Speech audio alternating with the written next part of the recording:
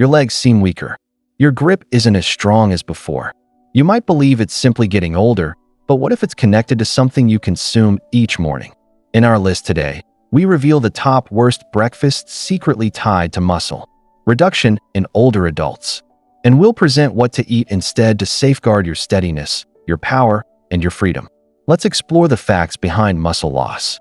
Beginning with your meal, you rise from bed. Perhaps you aren't very hungry. Yet, perhaps you just fill a quick mug of coffee, take a piece of toast, and continue with your morning. It appears harmless. But that one small decision, the action you've done for years without considering, could be the reason your muscles seem weaker, your energy seems lower, and your balance isn't what it used to be. After a complete night of rest, your muscles are in a delicate state. They've spent hours without food, and now they're waiting for energy to start fixing. If they don't receive what they need, your body enters a condition called catabolism. In basic terms, it starts breaking down your muscle tissue for energy instead of rebuilding it. This is how a problem called sarcopenia takes hold. Sarcopenia is slow muscle reduction due to age. But it doesn't happen just because time passes. It happens because your muscles aren't being helped. And breakfast is one of the most ignored pieces of that puzzle. Studies published in the Journal of Clinical Endocrinology and Metabolism shows that muscle protein creation, the body's natural process of rebuilding muscle, reaches its peak after waking up. But here's the catch.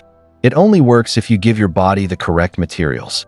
If your first meal is just coffee, toast, or sweet cereal, your muscles don't get the signal they need to rebuild. In fact, your body might continue breaking them down. And there's another hidden risk.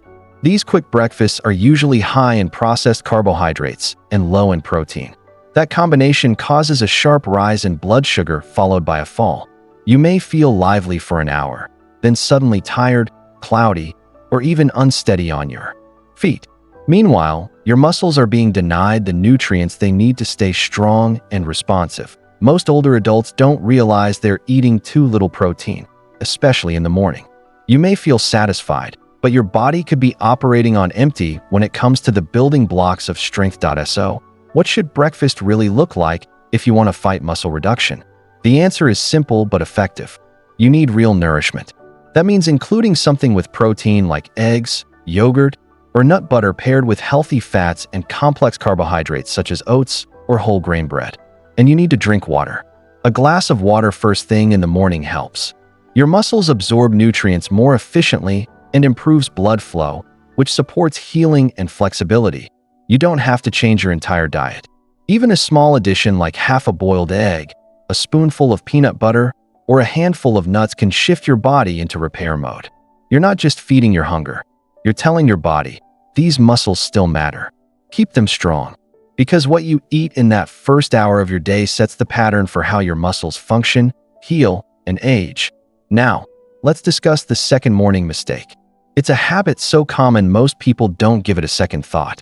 But it may be silently speeding up muscle reduction just as much as skipping breakfast that it's easy to reach for something sweet in the morning.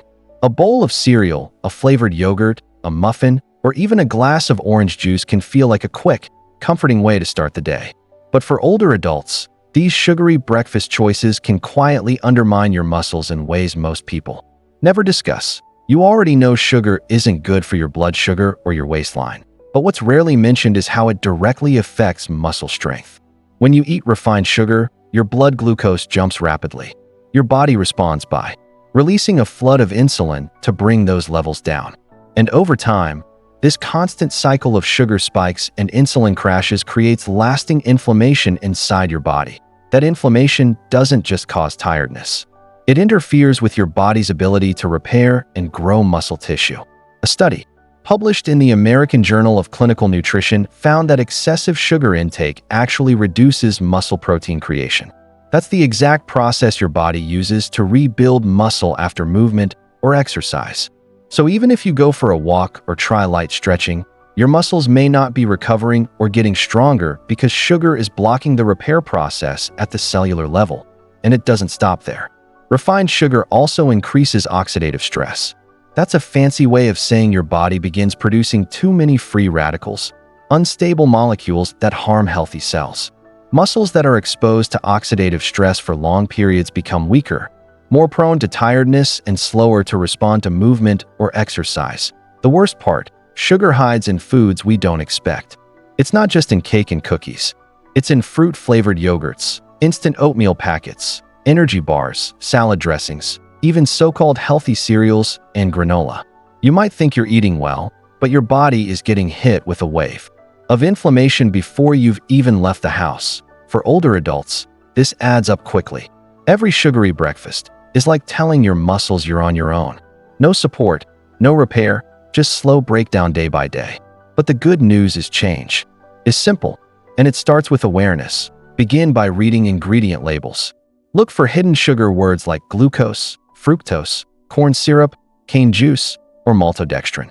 If it sounds sweet and scientific, it probably is.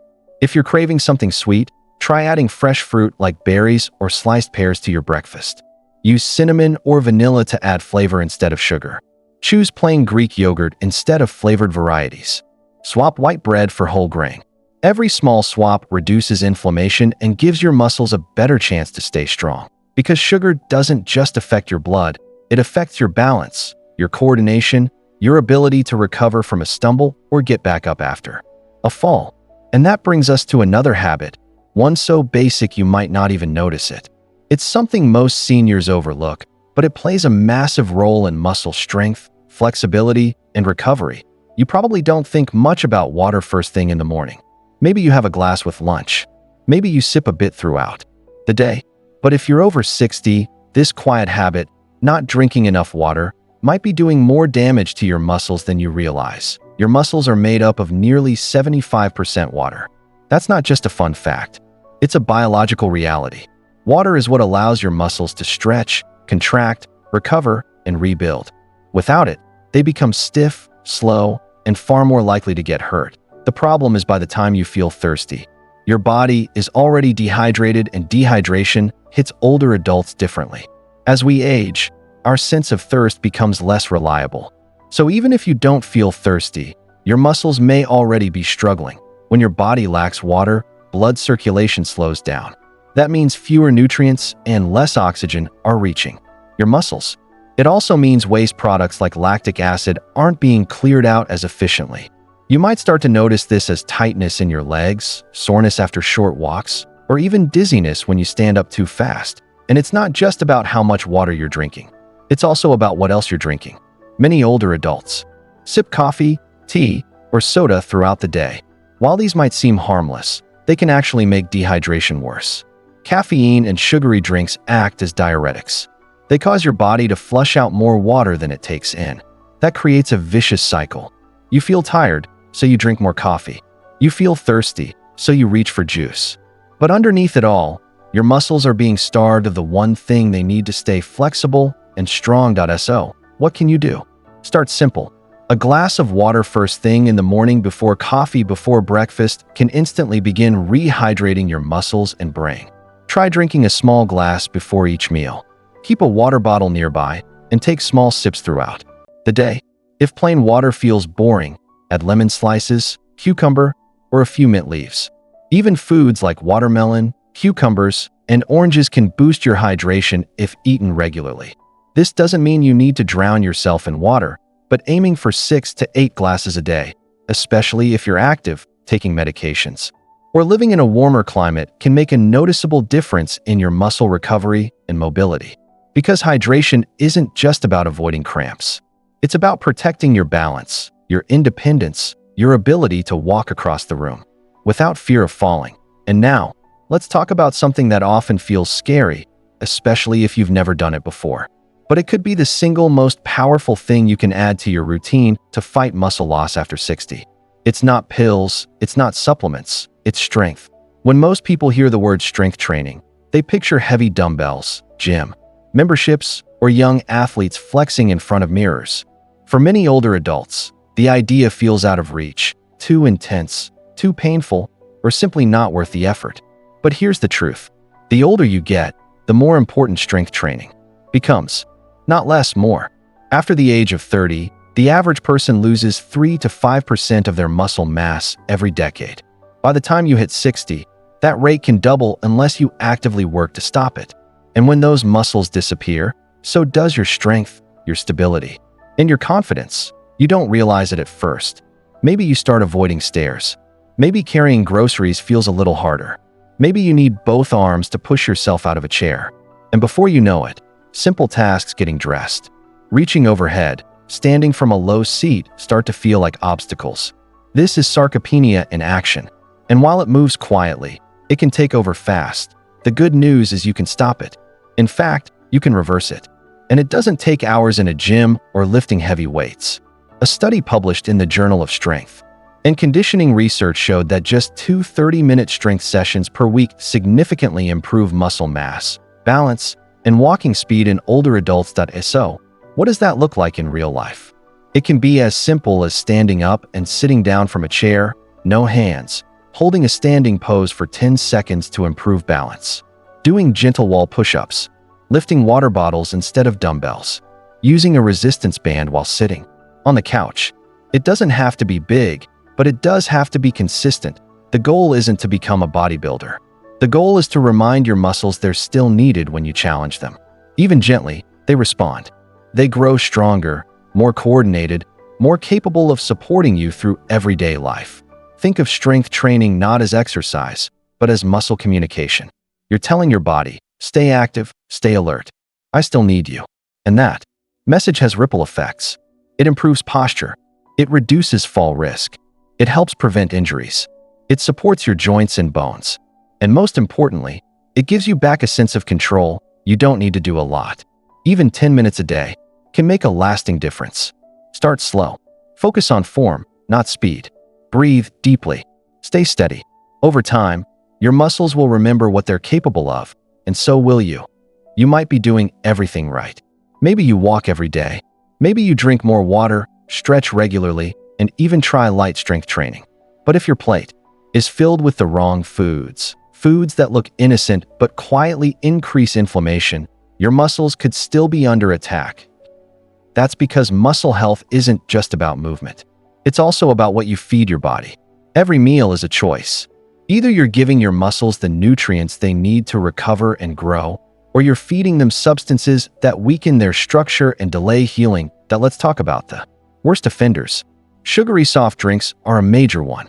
Whether it's regular soda or so-called diet versions, these drinks contain chemicals that feed inflammation, raise blood sugar, and dehydrate your muscles. They deliver zero nutrients and leave your body weaker after every sip. Processed meats are another hidden danger. Things like deli slices, sausages, or ham might be easy to throw into a sandwich, but they're often packed with preservatives like nitrates and high levels of sodium. These additives increase oxidative stress in the body and impair your ability to absorb nutrients, two things that directly impact muscle recovery. Then there are refined carbohydrates. White bread, white rice, and regular pasta may taste comforting, but they've been stripped of their fiber and nutrients. They raise your blood sugar quickly and offer no lasting fuel for your muscles. Over time, this can contribute to muscle tiredness, slower repair, and reduced stamina. And we can't forget about fried or fast food. Meals high in trans fats and low in vitamins actively interfere with your body's hormone balance, making it harder to regulate muscle growth and recovery. These fats can also reduce circulation, meaning your muscles get less oxygen when they need it most. Even the snacks you keep on hand can be part of the problem. Chips, crackers, and packaged pastries may seem like a small treat, but they're often full of artificial additives and salt that leave your muscles feeling heavy and your joints stiff. Pair those with energy drinks, sugary coffee creamers, or flavored yogurts, and you've created a perfect storm of inflammation. But perhaps the biggest issue is that most people don't see these foods as dangerous. They're convenient. They're familiar. Some are even marketed as healthy. That's why the damage adds up slowly, day by day, without any obvious warning signs. So, what can you do? You don't have to give everything up. You just need to swap wisely. Choose fresh over processed. Go for whole grains instead of white flour. Pick lean meats, fish, or beans over deli cuts. Use olive oil instead of deep frying. Add vegetables, berries, turmeric, or nuts that naturally reduce inflammation. Focus on colors and freshness because real food doesn't come from a package. It comes from nature. And here's something most people forget. Your muscles are trying to heal every single day. but they can't do their job if they don't have the right fuel. Even the best workout can outpace a poor diet filled with inflammation. The bottom line, you don't have to be perfect. You just have to be thoughtful. A few better choices today can support stronger muscles tomorrow. And speaking of things we put into our bodies, let's talk about a very common habit that many older adults rely on for relief. Painkillers.in the next section will uncover why reaching for that bottle too often might be doing more harm to your muscles than you ever expected. You wake up stiff. Maybe your knees ache. Maybe your back feels tight. So you do what millions of people do every day. You reach for a painkiller, a little ibuprofen, maybe acetaminophen. It helps. So you take another the next day and the next. But here's what no one tells you. That small daily habit, one that feels like relief, could be silently interfering with your body's ability to rebuild muscle. Let's break it down. When you move your body, even gently, your muscles experience micro tears. This is perfectly normal. In fact, it's part of how muscles grow. Your body senses the small damage and sends a wave of natural inflammation to the area. That inflammation isn't bad. It's a signal. It tells your body, repair this, make it stronger. But painkillers like NSAIDs, non-steroidal anti-inflammatory drugs, block that signal. They reduce inflammation, yes, but they also mute the very process your muscles depend on to heal and grow. A study published in the Journal of Applied Physiology found that long-term use of NSAIDs can suppress muscle protein creation. That's the body's way of taking amino acids and turning them into stronger, healthier muscle fibers. If that process is interrupted regularly, your muscles may stop responding to activity the way they should. You may move more, but feel no stronger. You may recover slower. And over time, your muscle mass begins to shrink, and that's not the only concern. Overusing painkillers can put added stress on your liver and kidneys, two organs responsible for processing nutrients and removing toxins. It can also irritate your stomach lining, affecting digestion. And if your body isn't digesting properly, it isn't absorbing the vitamins, minerals, and protein your muscles rely on. That means the very pill you're taking to reduce soreness could actually be making your muscles weaker day after day without you realizing it. Now, to be clear, this isn't about avoiding all medications.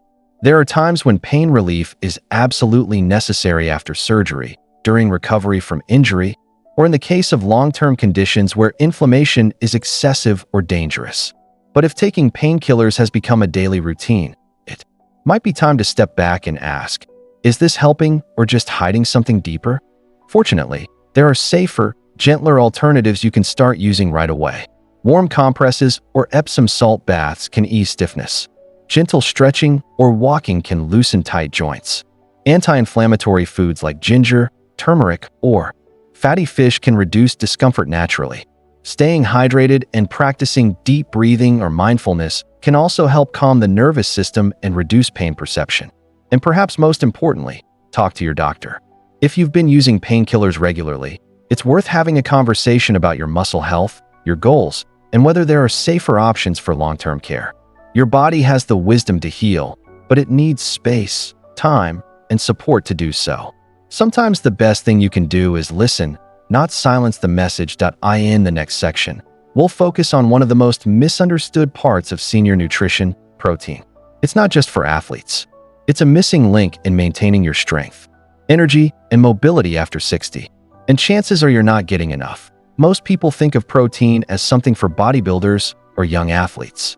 Shakes, grilled chicken, egg whites, things you'd expect to see in a gym bag or a fitness ad. But here's the truth no one is talking about. As you age, your need for protein actually increases. And if you're over 60, chances are you're not getting enough of it. Let's take a look at what's happening inside your body. As you get older, your muscles naturally begin to break down faster. This isn't a choice. It's part of aging. But here's the problem. Your ability to rebuild those muscles slows down at the same time. That means unless you give your body extra support through nutrition, you begin losing muscle mass, strength, and function more rapidly than you realize. A study published in the American Journal of Clinical Nutrition recommends that older adults consume at least 1.2 to 1.5 gram of protein per kilogram of body weight every day. For someone weighing about 65 kilos, that's around 80 to 100 g of protein daily. But research shows that most seniors barely get half that amount. That means your muscles are starving quietly, slowly, day by day. And it's not about how full you feel. Many older adults eat meals that feel satisfying. Toast at breakfast, soup at lunch, rice and vegetables at dinner. But there's little to no muscle fuel in that routine. No eggs, no fish, no beans or yogurt. Just soft, comforting foods that fill the stomach but leave the muscles empty. This kind of silent undernourishment is one of the top reasons older adults struggle to recover from simple activities like walking, climbing stairs, or getting up from a chair. Without protein, the body can't rebuild. Without rebuilding, strength fades, even if you're active. But there's good news. It doesn't take massive changes to turn this around. Start your day with a protein-rich option. It could be as simple as a scrambled egg, a spoonful of Greek yogurt, or a bit of peanut butter on whole grain toast. Add a handful of lentils or beans to your lunch. Have fish, chicken, or tofu with dinner. Even a smoothie made with oats, milk, and a scoop of protein powder can make a difference. You don't have to eat more. You just have to eat smarter. And here's something most people don't realize. Muscles aren't built in the gym. They're built in the kitchen. If your body doesn't have the building blocks it needs, no amount of stretching, walking, or exercising can make up for it. Protein doesn't just help with muscle growth. It helps with balance, immune function, healing after injury, and even energy levels throughout the day. Without it, everything slows down, including 𝐎𝐤𝐲 in the next section. We'll talk about a surprising but often ignored factor in muscle health, sleep. Because your muscles don't grow while you move, they grow while you rest. And if you're not getting quality sleep, your muscles may never get the chance to recover at all. That you've just uncovered the everyday habits that quietly destroy your strength. Things as simple as what you eat for breakfast, how long you sit, and even what you drink. But here's the most important part. None of these changes require perfection, just awareness. Just one small shift at a time. Drink that extra glass of water. Add an egg to your plate. Stand up and stretch between shows. These aren't just habits. They're signals to your body that you're still here, still strong, and still in control of your future. Because strength after 60 isn't built in one big decision. It's built in hundreds of quiet moments when you choose motion over stillness, nourishment over convenience, action over fear. And the truth is, your body is still listening. The only question is, what will you tell it?